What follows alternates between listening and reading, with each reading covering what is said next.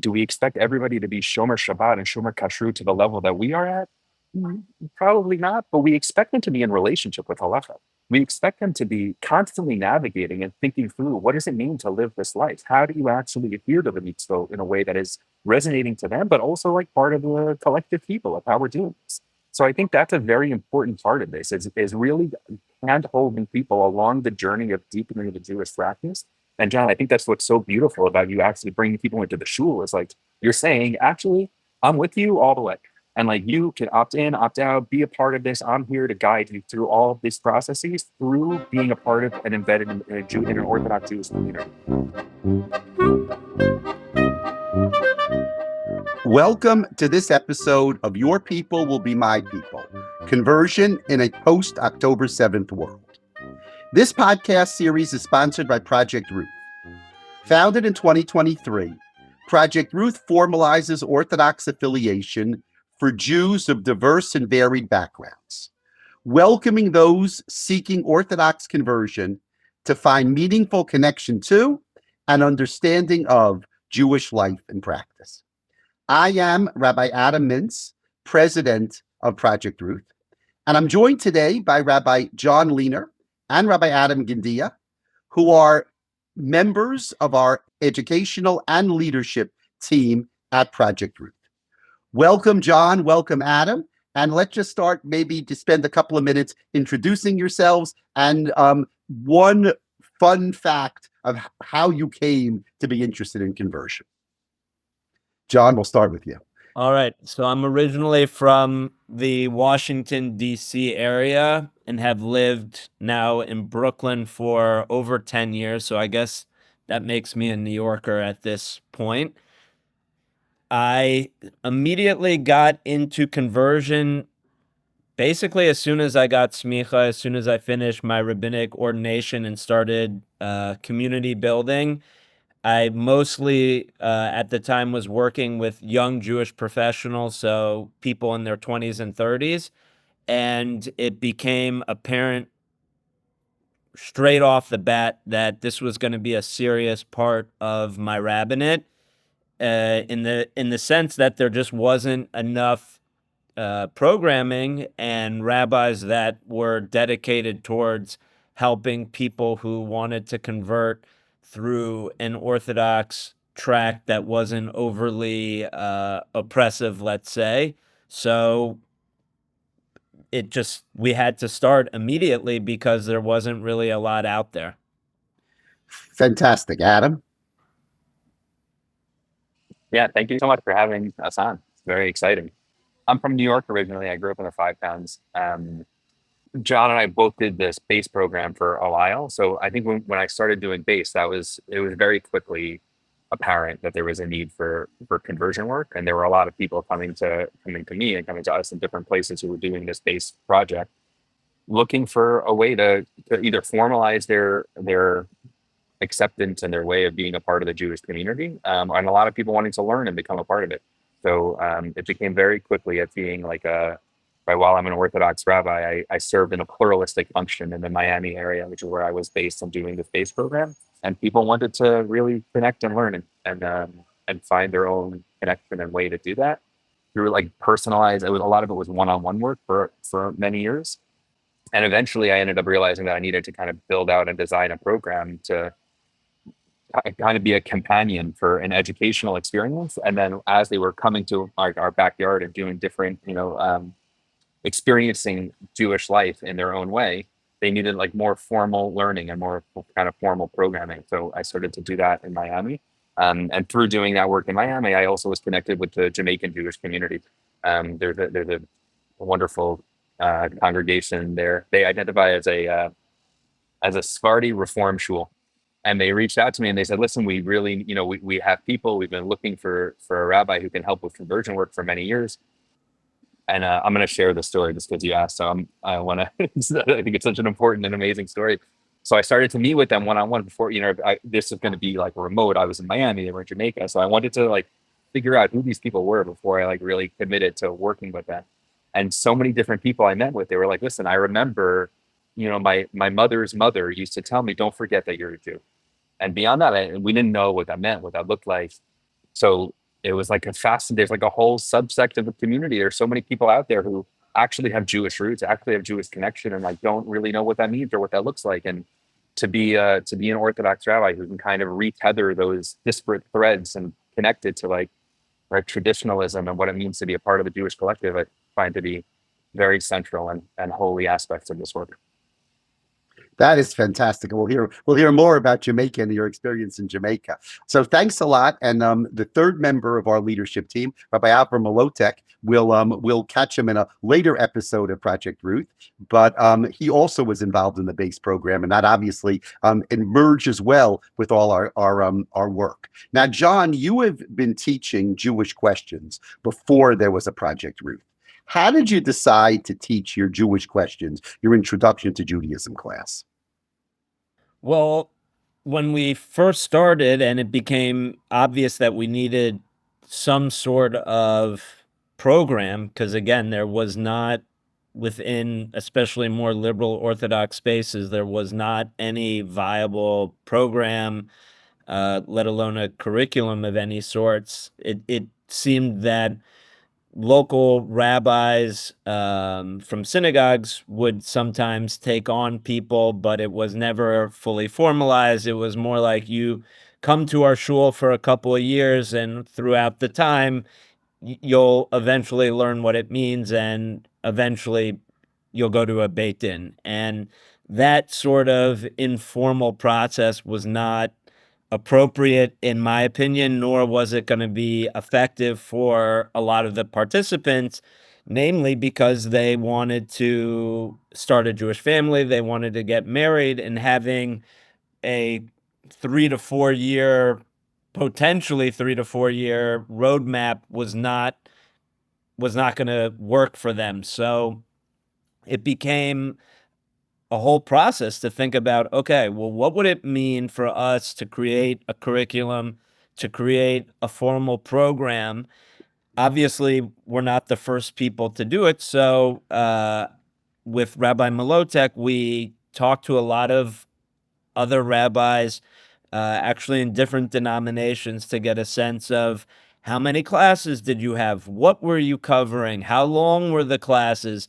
What was your outside reading looking like? And through those conversations, and then through our own kind of wanting a full, robust curriculum, we sat down and spent many weeks hammering out basically what do you need to know to become Jewish, which is a generally a really interesting question to explore, right? Which is, what do you absolutely have to know to become Jewish? And I think for us, it was a really mind-blowing experience in terms of thinking about our own value system. And so what we did was we made this list of topics, right? So what is Jewish prayer? What is Jewish thoughts on the afterlife, sex and sexuality, all the holidays, Holocaust, Israel? We mapped it all out. And then together we basically made a Google Doc for each of these classes. We spent days kind of dumping all of our sources that we had on each of these topics. And then we kind of went through, edited, made each class its own. And then over the last 10 years, which is how long we've been teaching it, we've crafted it in a way and that feels most appropriate for the participants. That's fantastic. And you've had several hundred students who have come through Jewish questions over the course of the years. Yeah, right. I just had this moment the other day that we've done it now for 10 years. And we have now seen people build their lives, right? We're at the stage now where Avram and myself, it's gone further than just we've officiated these people's weddings and then officiated like a baby naming or bris, and now we're kind of helping them into the next stage of their life. So it's not really just a conversion program, it's really onboarding people and sustaining their connection to Jewish life forever in many ways. It's fantastic. Just for a second, we'll get to Adam, your story, but tell us about your shul and tell us how the conversion project and the shul kind of integrate with one another, how they merge. Yeah, so when we started, we really focused in on the educational part and the learning, and that obviously is the core part, but we quickly realized also that being Jewish isn't just about learning and how much you know from the books. Being Jewish is being a part of a community, immersing yourself in a community. So once I became a shul rabbi and I saw how integral that component was, we also made a shift in terms of the program, in terms of saying, in in addition to the learning, immersing yourself in a community and being a part of a shul is equally, if not more important. And what's been great as being a rabbi for the shul is filtering people to the shul. And that's been, I think, amazing, not just for the converts to feel welcome in an Orthodox space and have the rabbi who they're working with also serve as the rabbi of their shul. But I would say for the shul community, it's also been extremely rewarding. It allows us to affirm our values of being open and really mean it in terms of who we're bringing into the community. And then also on a logistical level, many of these people go on to become members of the shul, right? Paying members of the community. And then they have their simchas at the shul. And so it's been a great recruitment tool for the shul as well as we're expanding. Fantastic. Thank God for Brooklyn. Brooklyn Yes, saves the Jewish people. it absolutely in many ways.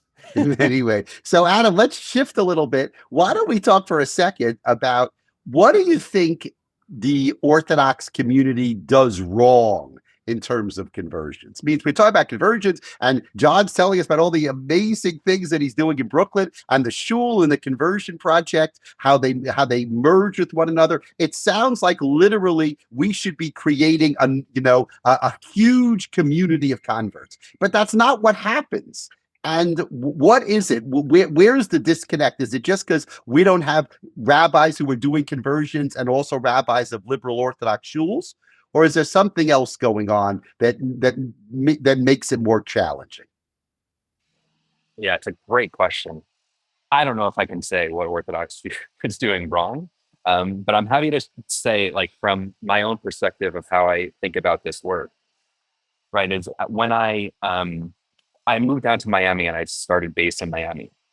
And my wife Jessie and I, when we were like thinking through what is this program, we were like part of the original 4 or 5 of the couples doing this base work. So Jesse and I looked at each other and we are like, what do we want to do? Like, how do we want to do this? Are we going to be a shul? Like, are we gonna have services in our home, or are we going to actually recognize that we're here to address a demographic of people that are not necessarily tethered to Jewish institutional world, but and be a resource to bridge them and connect them. So that was actually the approach that we took. So we, right, again, while I'm Orthodox in my ordination and my practice and my life and the community that I affiliate and associate myself with, the way in which we built base was we are actually Jesse said it beautifully. I don't know if you're a Harry Potter person or not, but she said that we were like the staircases in a Hogwarts in Harry Potter, and we were able to connect people to the right community that resonated most deeply with them. Right, like what are the places, what are the things, the programs, the opportunities that would most deeply connect people to their own Jewish journey, the way in which they're living and navigating their own life. And that was what we did, right? So we were never a shul. We did the only service we did was Kabbalah Shabbat on Friday night. We didn't do Mincha and we didn't do Marv because we didn't want to engage in like what, right, is this going to count or not? So if you wanted a minion, we can connect, right? If you wanted an Orthodox minion, we were very close with the Chabad rabbi. We were very close with the Orthodox shul in the community, or whatever it was that people needed, and whatever if people wanted more egalitarian. I'm not going to take that stance on whether or not I'm egalitarian or not, but we were able to connect people to the egalitarian places, and through doing that, we really were able to. We had 4,500 people we engaged with over our 10 years there, and people came to us across the denominational spectrum. So when I think about conversion work, right, I, being who I am and my upbringing and my background, while I've been across the denominational spectrum in my learning and right, educational affiliations, I'm an Orthodox Jew in my heart and soul, and that's like who I am, and that's the type of rabbi that I am. Right. So the conversion work that I do is recognizing that there is something sacred and holy about the Halachic framework. And there is something very important about how people go through their connection to the Jewish people through the Halachic mechanism. Right. So the conversion work that I do, it's always al pi halacha, it's always within that realm of orthodoxy, it's always there. And I think that there's right how wide of a tent the Orthodox community can be, right? Recognizing the sanctity and the holiness of halacha, there are ways in which we can be more open, and there are ways in which we can acknowledge, right, like what I was sharing with the Jamaican community, right? Whether there's an individual who right lives in a, I want to be careful about saying this because it's going to open up a whole conversation for us here, right? But like somebody, let's say, living a life, right, that's not necessarily within Orthodox practice per se, but having roots that are traditional and like halach that are right, their mother's mother were Jewish.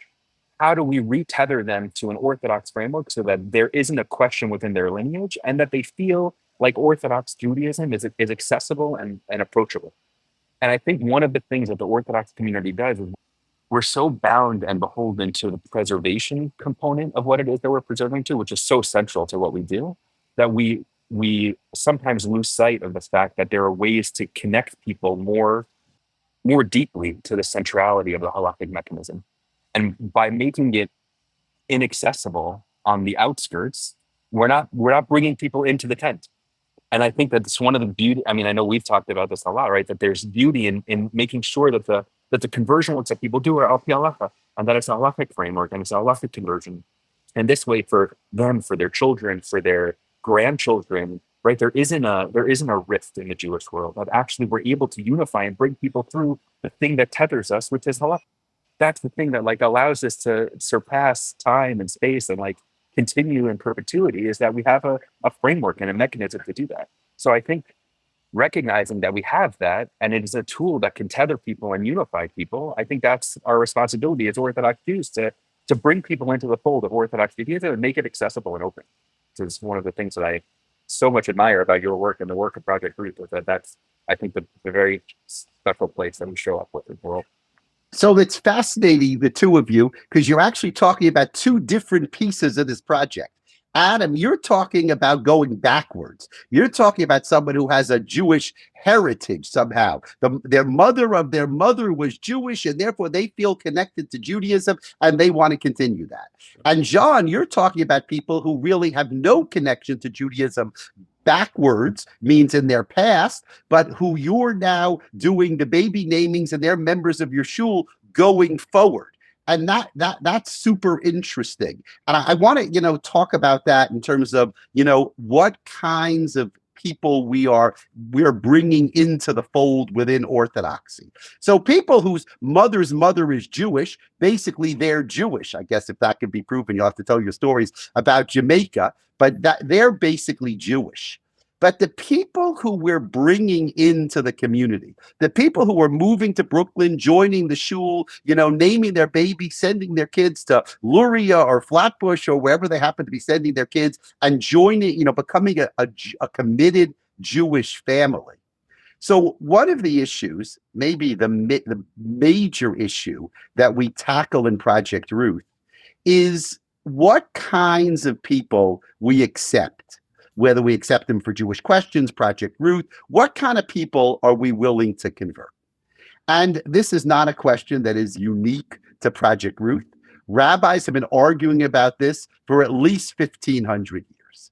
And the basic question is that if someone comes to you to convert and it's clear that they're not going to be 100% Orthodox, we're not going to bother defining what that means. We'll just have that idea of 100% Orthodox. So do we accept them or do we reject them? I'll just tell you as an intro to this, the Moshe Feinstein has a tshuva in Igrot Moshe, in which he tells us it was a tshuva written in 1929 when he still lived in Lithuania, in White Russia. And he says that to convert to Judaism, you need to be 100% observant. And if you're not 100% observant, we should not accept you as a convert. When he writes 11 years later, after he's come to the United States about conversion, he doesn't tell you exactly, he doesn't change his view, but he's very much aware of the fact that the rabbis, the Orthodox rabbis in America, are converting people even though they clearly are not observed.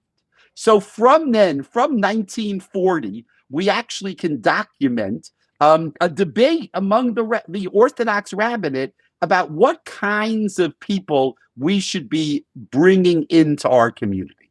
And I think when I asked you, what are we doing wrong? So to me, the real question is, should we be more inclusive in our conversions, or should we be more narrow in our conversions? And that's really the question that stands before Project Ruth, and I think the question that stands before all Orthodox conversions. I'll open it up. Whoever wants to start can start. I think Rabbi Telushkin writes about this in one of his books around this exact question. And it largely comes down to what's your attitude towards what you think Judaism is all about. If you really believe that Judaism is intended to be a light onto the world, then you would want as many people working towards that goal as possible to bring that into a reality.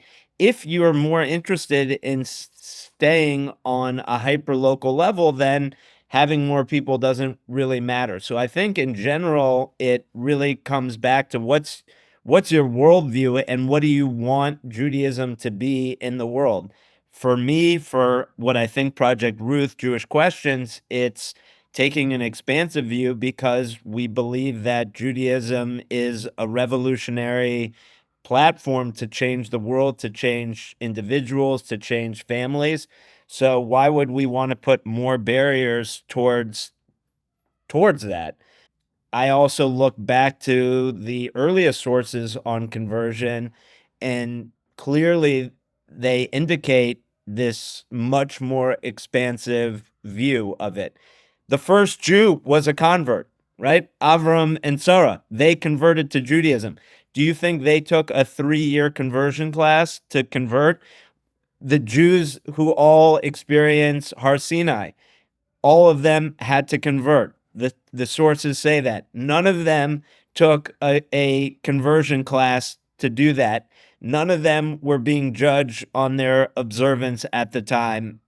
And certainly the question is, what were they observing at all is an interesting one, right? Ruth, right, the kind of emblematic convert also, when she converts, what is her process? She accepts the Jewish people. She accepts the God of Israel as her God. She accepts the fate of the Jewish people on her. When the Gemara asks when somebody comes to become Jewish, the very first question the rabbi is supposed to ask is, are you really sure you want to join the Jewish people? Right? Not, hey, are you sure you want to be Jewish because of X, Y, and Z? It's focused solely on Jewish identity and being a part of the Jewish people. So to me, when we're certainly in a post October 7th, post Holocaust world, when somebody actively chooses to join themselves to the Jewish people, to join themselves to the Jewish faith, that's my primary starting point. If they're, I guess, crazy enough to want to be Jewish after that to me is good enough because they're linking themselves to the Jewish people. And I also, by the way, think, how could somebody be ready to commit to being halachically observant when they don't even know what Judaism is, right? It's like signing on to something without knowing what you're signing on to, right? I think a lot of the responsibility should be on the Jewish educators in the sense of saying, it's my responsibility to make you want to be halakhically observant. You shouldn't, as a default, be wanting to do that.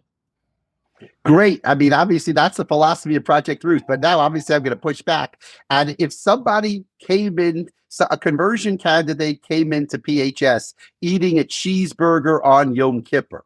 Right. So is there a red line? Or if they want to be part of if they're crazy enough to be part of the Jewish people, we need to take them and we'll work on the cheeseburger. Right. So I guess Yeah, there's limits, right? And so the question is like, how do you define them? Do you clearly define them from the beginning, right? And what are your parameters for acceptance? So for me, it's one, a acceptance of the learning process, committing yourself to going through the year of learning. It's a acceptance of Shabbat, kashrut, and ethical living in a way that is traditionally focused. Again, is everyone going to be observing Shabbos in the same way that I am? No. But I do want them to accept the fact that Shabbat it is certainly a thing, that they're having Friday night dinners, that they're committing to going to shul on a regular basis for kashrut as well. Are they going to be having the same standards as I hold myself to? No. But when I take people on, I say, if you're eating cheeseburgers, that's going to end now, right? And you're going to need to start moving towards having a kosher lifestyle, right? What that means, if you eat meat and milk together, now's the time to separate that. If you go to non-kosher restaurants, now would be the time to stop eating meat at those restaurants. So it's a process. One of the big questions that I think we're all facing is, how does Israel fit into that, right? If somebody comes to me saying, "Hey, I'm going to be keeping Shabbos all the way. I'm going to be keeping kashrus all the way, but I identify as an anti-Zionist." What does that mean for me? Personally, that's kind of a red line for me, because I think identifying with the Jewish people is critical. Okay, we'll come back to that. But Adam, how do you feel about this question? Are there red lines for you, or there are no red lines? There's so many different things that just came up. Yeah, the Israel piece I realized was a big. No, it's okay. It's good. It's all good. Okay. I think that there are different directions, right? Like there's the peoplehood connection, right? There's the Alepha piece, and then there's the like relationship with God through the lens of the Jewish people. And like those are actually two very different things. I think they're both incredibly important. And I think it's our role as rabbis who are guiding people into the process of converting into Judaism to name both of those things and to recognize that those are two very central aspects of what it means to be a part of this people. And the question, are there red lines, is it's a difficult question to answer, but I think that there is it's a journey, right? Like people, I tell this to everybody that I work with, right? That the mikvah is not the end. The mikvah is the beginning of a lifelong wrestling with what it means to be a part of this people. Like it's the formalization of the identity marker. It's not like anybody who comes to the mikvah is now done with their Jewish journey. Like that is a lifelong pursuit, right? So the fact that we're almost in Erev Shavuos here, right? So like the fact that the Torah is given at Sinai and the wilderness, there's something very beautiful about the truth in the Jewish collective that like anybody can opt into this. That's like the fact that we have this mechanism of conversion, that you can take on this covenantal relationship, that you can take on the wrestling with God through the lens of Torah and the Jewish people, is incredibly powerful and beautiful within the framework of Yiddishkeit. And I think that that's like really at the core of this conversation, right? So when I meet with people and when I coming if you're going to show up on Yom Kippur eating a cheeseburger, there's a breakdown on all of the dimensions of what it means to have this identity. There's a disrespect to the communal standpoint. There's a lack of understanding of the spiritual standpoint. Meaning, like, is it a red line? It just highlights a severe lack of understanding of what it means to be on this journey, right? So, red lines. I'm not. I don't know. I tend to agree with John on, and we've talked about this language about anti-Zionism and what that means and where's that land, right? The core. I don't know if there's like can I say about this, or I don't know if we're like going You to could talk say it. about this You could specifically. say it. Okay, This is it. This is your right. But chance. like the recognition of the centrality of a connection to the land and what that means, right? That I think is very important. And we've crafted the language on what are our expectations for people going through Project Ruth, right? In terms of everything, halachic connection, Israel, all of that stuff, right? From a halachic standpoint, do we expect everybody to be Shomer Shabbat and Shomer Kashrut to the level that we are at? Probably not, but we expect them to be in relationship with halacha. we expect them to be constantly navigating and thinking through what does it mean to live this life? How do you actually adhere to the mitzvot in a way that is resonating to them, but also like part of the collective people of how we're doing this? So I think that's a very important part of this is really hand holding people along the journey of deepening the Jewish practice.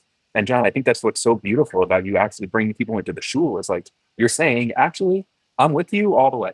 And like you can opt in, opt out, be a part of this. I'm here to guide you through all of these processes through being a part of and embedded in an Orthodox Jewish community.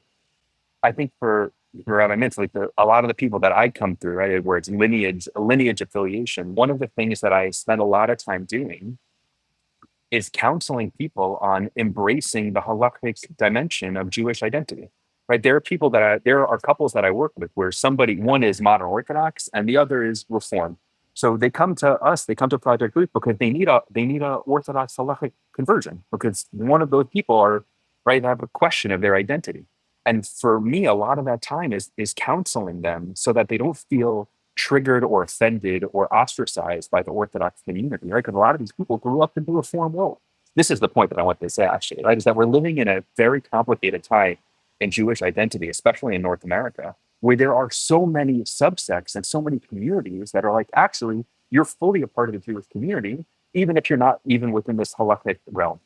And I think where we show up is like, actually, that halachic realm is really important.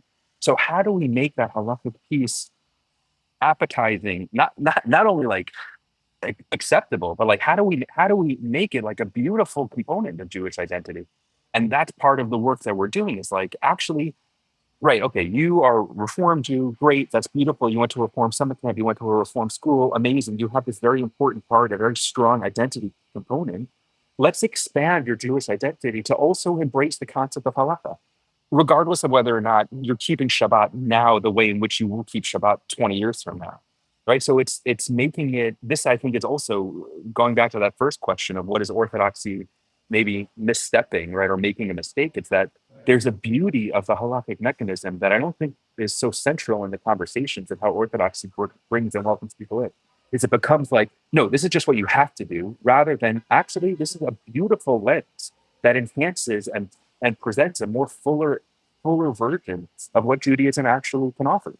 So That's fantastic. Okay, both of you are fantastic. I mean, you touch on so many different points. I'll just say that the title of the podcast is Amech Ami Velokayach Elokai. That's John, what you referred to. That's what Ruth says to her mother-in-law. Your nation is my nation, and your God is my God. First, she says, your nation is my nation. Only second does she say that your God is my God. So, so there's both aspects, and somehow God is second, though we have to figure out exactly what that means. You talk about commitment to Israel, commitment to a tradition, commitment to a community. But let me push back. We talk about red lines. You talk about it's a journey. We have to get them to embrace. But let me give you the following case. Someone came to me this morning, an Orthodox family whose son is not Orthodox at all anymore. And he's going out with a non-Jewish woman. And they want her to convert to Judaism. And they're not going to be Orthodox. Let's play it that way, right? They don't think that the children are going to be Orthodox, right? The son grew up in an Orthodox community. He doesn't feel good about it. They're not going to be Orthodox. But they want them to convert Orthodox for the sake of the family. When they come for Pesach, when they come for Rosh Hashanah, they come to shul. They want that to be part. They want them to be part of the family, and therefore they want an Orthodox conversion. Now the children aren't such that they're coming to shul on Yom Kippur with a cheeseburger. Because you're right, Adam. Because that's just hostility, right? Maybe that's a different red line, which is kind of hostility to tradition. It shows a lack of understanding. But is a consideration not only the becoming part of the halachic system? What about joining a family that's part of the halachic system? Is that a consideration for conversion, or are we just taking that too far? Adam's going to start this one because I see he's chopping at the bit. It's a great. It's like because it's so. These are the cases that we get, right? This is what it means. So I think that if this person doesn't go through an Orthodox halacha, if we can't open the gate for them, then actually that is a branch on the tree that will never come back. because the kid, whatever it happens for generations to come from that line, they're actually not connected. So the kids aren't right. The kids, stand about right. The kids are not halakhically Jewish. So if in 3 generations from now they're living in a community where there's not a halakhic, right, then it's perpetuating the problem. If we can tether it and root it, right, and say actually they are now their identity is al pi halacha, they are Orthodox halachic identification. Their children, there's a chance that their children actually might live a halachic life. If we don't accept them now, it's done. It's the end of the conversation. So I to be honest, like I'm constantly torn with this question, right? Because what does it mean to guide somebody through an Orthodox conversion process if they're not, if they themselves are not going to be like living a halachic Orthodox lifestyle? I don't know, but I know that I'm not, the way in which I think about this in my rabbinic world, I try to not solely be tethered to the moment. And I try to think about, right, we're an eternal people. So that's kind of the perspective that we need to be thinking of. And what's happening now in North America and the world is there's a huge rift because there's this, like, there's the non halachic Jewish identity, which is growing immensely. And then there's halachic Jewish, right, traditionalism and Orthodoxy and like that realm. And we stand at this very, I think that John and Oz and like, right, we're very much standing at on the point between those two worlds. And how do we unify and bring it together? And I think the answer is Orthodox conversions that tether people to traditionalism. I think that's actually the answer. But you're bringing up is the fact that we're really writing a 21st century interpretation of the laws of conversion to say that giving people a chance, tethering them to the tradition, even though their observance may not be what we want, but we're giving that family a chance. And that is also a consideration, within the conversion process. Okay, that's fantastic. I couldn't agree more. But that I would like let's say what you said. Okay, John, take it away. Jews should not be thinking in years or decades. We should be thinking in centuries, right? So having a closed-minded view in terms of whether one couple at this moment of time identifies as Orthodox or not, you're basically, as Adam said, cutting off a line potentially. And by being more accepting of a couple's current observance practice, you could influence their Jewish family for generations down the line, which I think is extremely important to consider. Okay, I mean, that's Adam, that's the other half of what you said. And that is right, that that we can think immediately. But John, let me push back on that. You can think immediately. Our conversions are Orthodox conversions, wonderful Orthodox conversions. I'll tell you the numbers. About 90% of our converts are accepted within the Orthodox community. But as I tell every single person who I meet with at the beginning of the process, conversion is a complicated matter, within the Orthodox community. And there are always going to be people or organizations or places within the Orthodox community that are going to want their own standards of conversions. They're going to want a stricter standard. Israel has a standard, and England has a standard, and Australia has a standard, and there are certain Orthodox rabbinic organizations in America that have a standard. So, John, we're thinking about centuries. But what about the fact that when we convert somebody, and that we use our standards and we want to give them a chance, but that when their child comes to get married, let's make it up, right? They'll daven in PHS. Their child will go to Israel for a year. They'll go to university. They'll meet some nice Orthodox guy. The Orthodox guy will bring home the girlfriend who's the daughter of our convert. And the parents will say, Mintz, Leaner, Gindia, Molotek. I don't know who they are, but that's not good enough for us. She needs to convert again. So by taking a cavalier approach to conversion, to Orthodox conversion, are we somehow selling our converts short? Or I shouldn't be thinking that way. I don't think you should be thinking that way so long as you're transparent from the start that this is a complicated terrain and there are varying degrees of acceptance throughout the community, and you let the individual, you let the families make their informed choice based on the information you're telling them. I don't think listen, there are many roads, especially as you said, there are Orthodox conversion programs. I think of them as being too controlled and difficult for people. But if they want to go that way, and by the way, I tell people that all the time. I say I'm not the only game in town, right? You want if having the most if having a passport, let's say, that gets you into the most amount of places is the most important thing to you, then go somewhere else. And also on the other side, there are times when I meet with somebody who, maybe they are on the even more liberal side. I say, listen, why don't you do a conservative or reform one? You don't need this. I think the most important thing, and this is what has been lacking in the field, is being transparent and open about the process, about all the different politics. I also think we're betting on the future, which is to say that I think in 10, 15 years, let's say I have confidence that my rabbinic colleagues to the right are going to be more open than the current people are. I have the same. I have the same wish. Also, I hope it turns out to be true. Adam, what's your reaction to the pushback?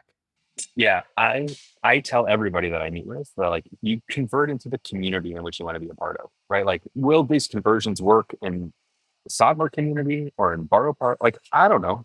I don't know. Maybe like there isn't a reason why it shouldn't be, right? We're three Orthodox rabbis who sit on the Beit Din, which all out the halacha. Like, there really shouldn't be any pushback, but it's not purely about the halachic system. It's actually very political. So once politics, right, conversion work should be wholly spiritual, right? It should actually it should be the same as the Gemara talks about. Like, it should be that like nobody asks questions if somebody goes through conversion process. Like, we're not supposed to talk about it so much. We talk about it so much because there's like this is our own internal issues that like we kind of jab at one another about whether or not it's accepted. Are you up to the standards of this community or that community? So right, like, but like we've been saying, I think where Project Ruth sits is in a very, very unique and special place in the sense of like really being all rabbis who are in the Orthodox world, and I mean probably in the more progressive liberal Orthodox world, but we're very much in the Orthodox world. So we're opening the doors that we can open. We'll just work across the board everywhere for everybody. Like, no, right? There's smarty communities that don't accept conversions at all. So like, can we say it's a universally accepted? Like, we talked about this for like over a year now. I'm with you both in hoping that the future is more accepting and loving and like respectful of one another and the different rabbinic leaderships that are evolving and growing throughout the world. But also, I think it's very important to be transparent and like people convert into the communities in which they want to be a part of. So we are where we sit. I think opens a lot of doors in the modern Orthodox community and world. And yeah, hopefully the future will be a beautiful one. It's fantastic. Let me just end by telling you something about Jewish history. So, John talks about the fact that we can't look at years or decades, we have to look at centuries. I want to look backwards, John, for a minute. Orthodox conversion to Judaism is a more or less recent phenomenon. For hundreds of years, no Christian wanted to become Jewish. For a long time, if a Christian became Jewish, they were put to death. But even when society opened, most Christians didn't want to become Jews. Jews wanted to become Christians in Germany, but most Christians didn't want to become Jews. The phenomenon of conversion to Judaism is really something that America, that's what American democracy has given us. The fact that there's free movement between the different religions. And what I'll tell you, John and Adam, is that if you look back over the past 100 years, 120 years, what you see in every generation is that there were rabbis who were more embracing in terms of converts, who understood exactly what we're talking about, that you have to look forward and you have to take people and you have to create Jewish families and you have to create Jewish children and you have to give the opportunity for education, for all those things. And John, you know what? There were rabbis who pushed back. In every single generation, there were rabbis who pushed back. And the rabbis who supported the embrace, they were passionate. And the rabbis who opposed those rabbis, they were also passionate. And we have a tshuva from the 1930s, and we have a tshuva from the 1950s, and we have tshuvas from the 70s, and we have tshuvas from 30 years ago, all the same kind of thing. And what I always like to say is that I believe that those people who were converted by those rabbis, whether it was the rabbi in the small community in 1930, or whether it was the rabbi in New York in 2005, that those people and their children and their grandchildren and their great-grandchildren are members of the Jewish community today, and that they're making a contribution to the Jewish community. I didn't trace them. I have no idea, right? But I want to imagine that that's so. And exactly what you said, John, and that is that those people who were davening in in PHS, there may be some pushback to this approach, but we believe, and I would say we know, that those people are playing an important role in the Jewish community today, in the Orthodox community, and that will only continue going forward. So I want to thank you guys for playing such an important role in Project Ruth. Our job is only beginning, and that's frightening, but it's mostly just exciting. So I'm looking forward to what's to come. And this was a perfect segue to Shavuot and to the idea that indeed Amecha mi velokai Elokai, that your people are my people and your God is my God. Thank you so much. Thanks for having us. Thank you.